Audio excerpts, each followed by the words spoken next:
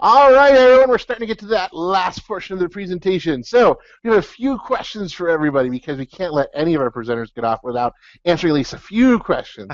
So first off, what are some of your top Twitter accounts for gamification, game design, and game-based learning? So who do you go to look? I can go start first, and for me, I like going to Proximal Zone. For those of you that see our tweet chat, there's lots of great information from Proximal Zone. I also like the GLS Center, which is the Games Learning Society Twitter feed as well, and also there's always Raph Koster, is always good for a few laughs. So those are my contributions. So who else has more? Okay, a group that I'd really like to put out there is Nasaga, and now they're the North American Games and Simulation Association, and they've been doing it for like 50 years, and they are absolutely fantastic, especially if you want to learn more about simulations, and they do a fantastic game contest with their students every year. They do tweet chats every so often, so I watch them. They don't have a regular, okay, so every Monday we're going to do a tweet chat, but I always look to see what they're doing, their conferences, and they also highlight their speakers a lot. So like their speakers doing, put up a video on YouTube or something like that, you're sure to get them. So the one that I really like that I don't think many educators follow that much, but I would suggest in the Saga. That's the one big tip that I would give when it comes to if you want to follow a new one that'll give you a little bit different, so that we're not siloed or are in our own little place. And the Saga is a really nice one. All right, anyone else? Putting everyone on the spot. I'll chirp up. Well, of course, you do want to follow the Games and Simulation Network, the ISTe Games and Simulation. Of course, yes. Because that particular account follows everybody and anybody. I don't know. I think that my choices tend to be a little more educational. I do like Edutopia, and although it's not specifically game-based, I guess my screen is on New Media Consortium because that's another one that I follow, and it's not specifically game-based learning, but there will be, it's all new media stuff, and they do occasionally put some game-based kinds of things on there. Just a great organization to follow with new innovation kind of stuff. And Edutopia is just another favorite that I have that, again, is not specifically game-based, but they do have game-based and gamification things on there from time to time. And then I do follow Proximal Zone and Center for EduPunks as well as the ISTe and Game Simulation Network. Those are my choices. Thanks, Tanya. Blue or Laura, do you guys have anything? Yes, I'll jump in. Sure. I think one that I think you all know of, and maybe even it's one of your all's handles, the Games MOOC Twitter. There's always good resources and helpful tips and things coming out from that Twitter account as well. And then Chris lists them there in the chat as well, and all of those are fabulous. I follow all those as well. Oh yeah, I have to admit, Chris, you gotta put that in the description for YouTube. Yeah, for those of you listening at home, I have Kae Novak, Proximal Zone, GLS Center, Kat Flippen, and Raph Koster were the 5 that I posted.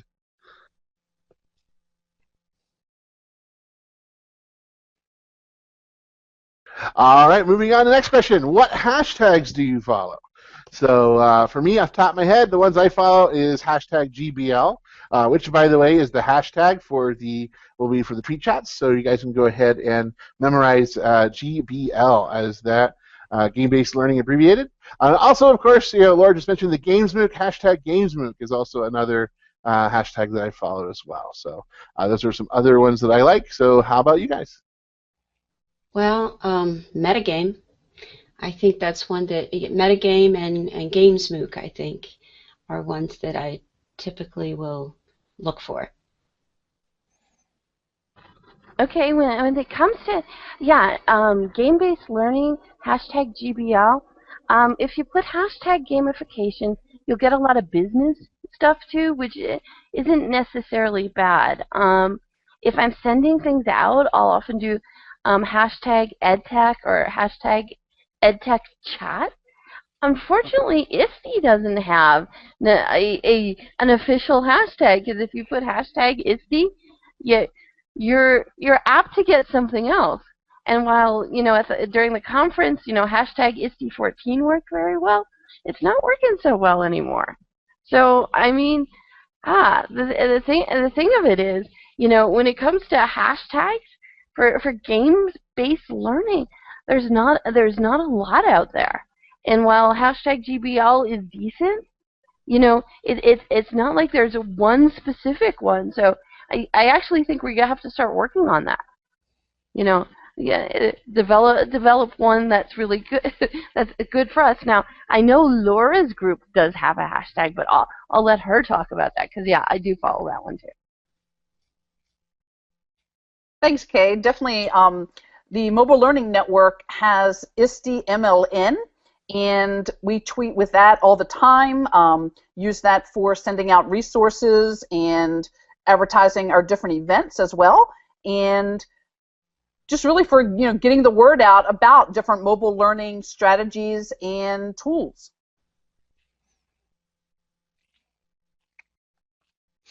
And I know also for me, I do like looking at the coding. So code.org, hashtag code.org, and hashtag STEM always pulls up a lot of fun and exciting things. I mean, I'm not going to always find something game related, but at least I'll get some game design stuff off of code.org. And STEM always has great ideas for ways to incorporate stuff into your lesson plans, or for doing stuff in MMOs or Minecraft as a whole. Very cool. So, almost there. What blogs do you read or do you receive a feed from that you would recommend to people? I will go first, and of course I have to nominate the ISTe Connect blogs as well. So it's a really good tool for you for any network that you're part of, and of course for us it'd be the ISTe Connect for games and simulations, of course.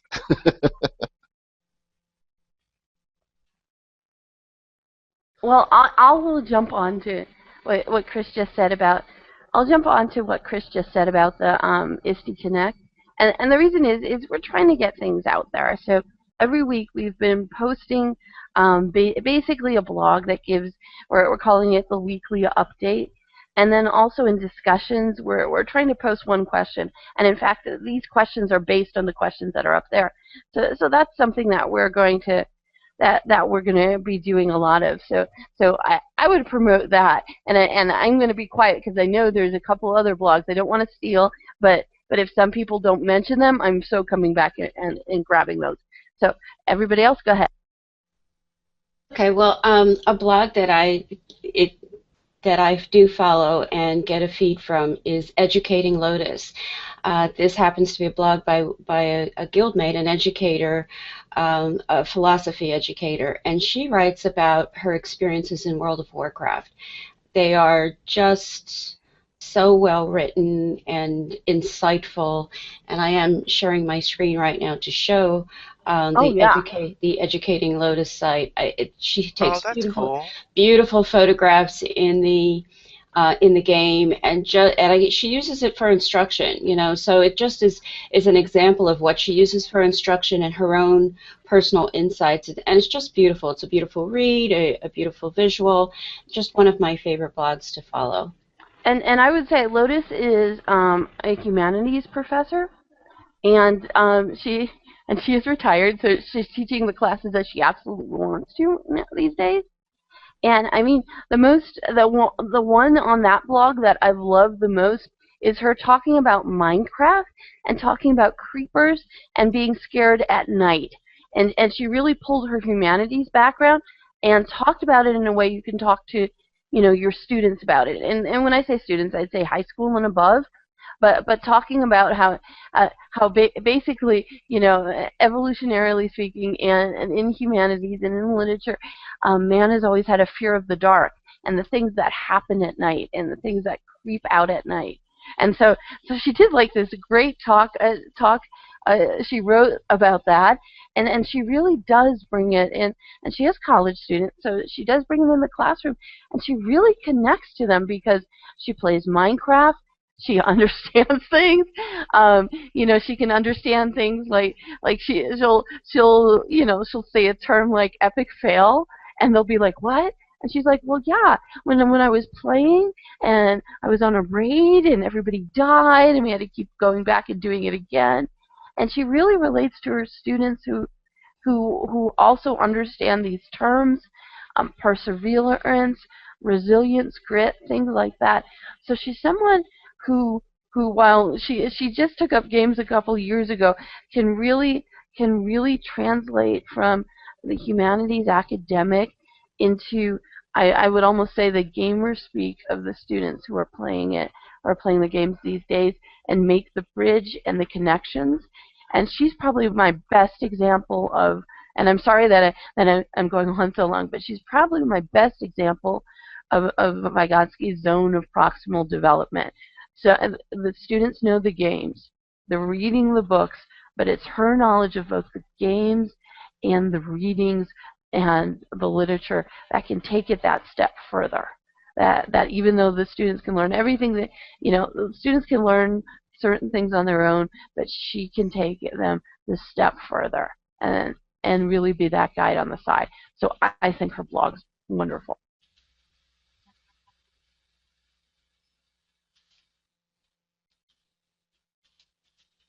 All right. Any other blogs people would like to nominate?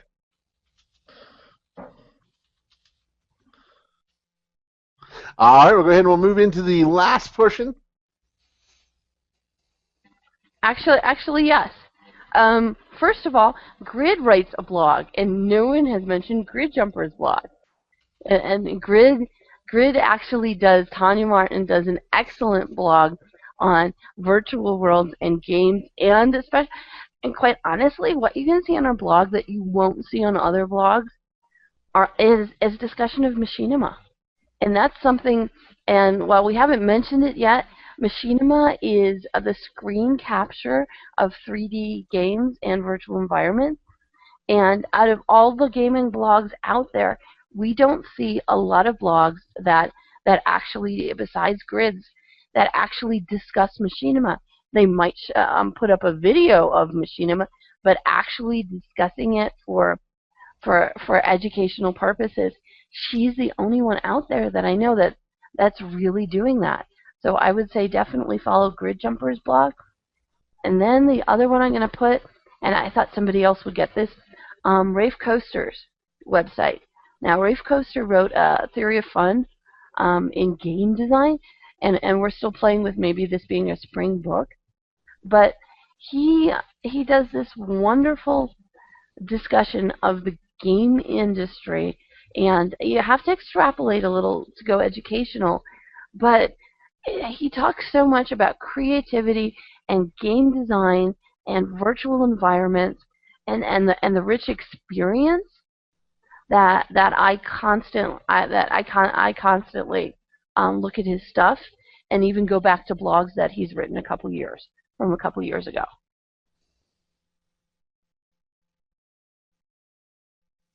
All right, thank you. So, our last question. What Google Plus communities do you guys recommend for games and simulations? For me, I recommend the Metagame Book Club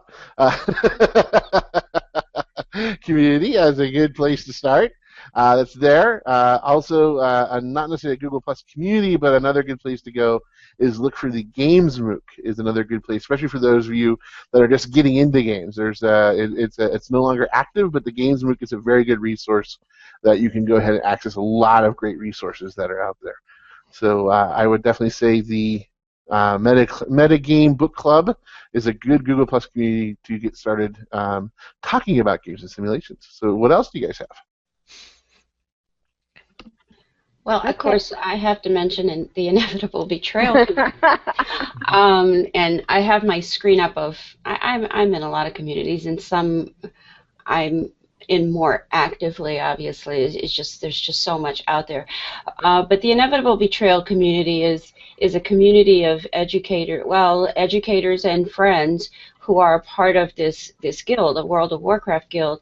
But it's just every day there is a post and conversation and sharing about some topic of interest in terms of the game and in terms of how to improve in the game, and then how it relates to education. So I go there several times a day.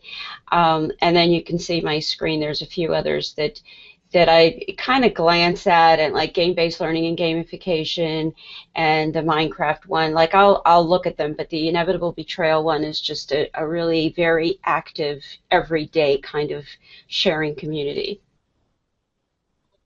Okay, I'll piggyback off grid.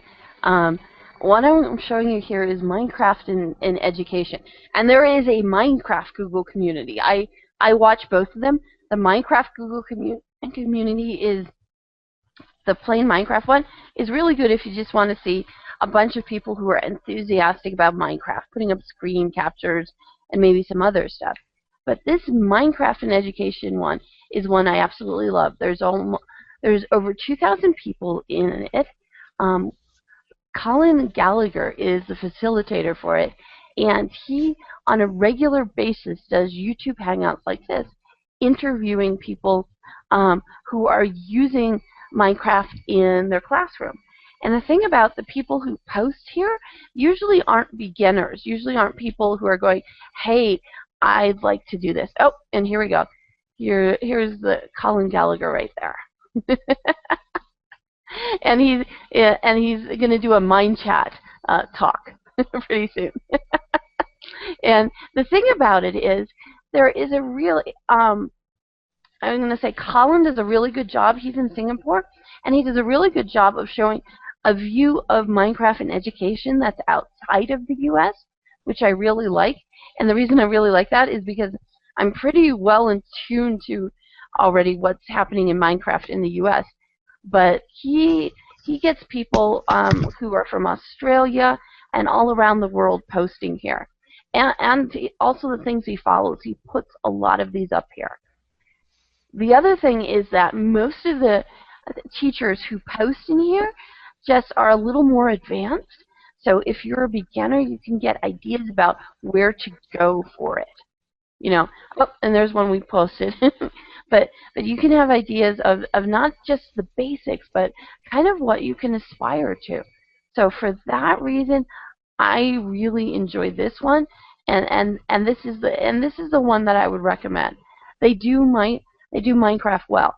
It's not like, and Grid was showing it, and I know Grid kind of has the idea too, that she says that, oh, I glance at these. Yeah, because some Google Plus communities can get really spammy, you know, with anybody putting anything up, and I hate that. And I have to say that perhaps some of the ones that Grid pulled up, and one of the reasons why she doesn't read them all the time is because they get spammy. This one is pretty good. So far, everybody has been focused on it, and you won't see something like, you know, buy textbooks cheap or something like that on it. This one, even though it has 2,000 people, it's pretty good, and it stays on focus. So when it comes to Google Plus communities, that I would have to say that other than the ones that I'm involved in personally because I know them, I'd have to say that this is the one that I really like. And I'll let somebody else talk. I do love education, Minecraft and education. That is a really good group, and it doesn't span too much. And I know like lots of G plus communities are like that, but I just wanted to add two more to the things you should look at. The two groups is gamification and education, and edtech. Those two groups aren't as spammy, but they have really good. I found lots of good links to different resources, some white papers, and some videos that I've actually used in my class. So they have a lot of good information on there.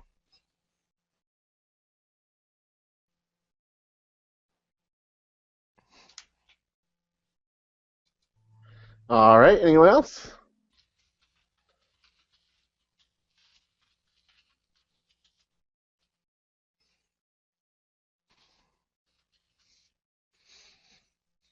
All right, some viewers saying gamification and educational edtech.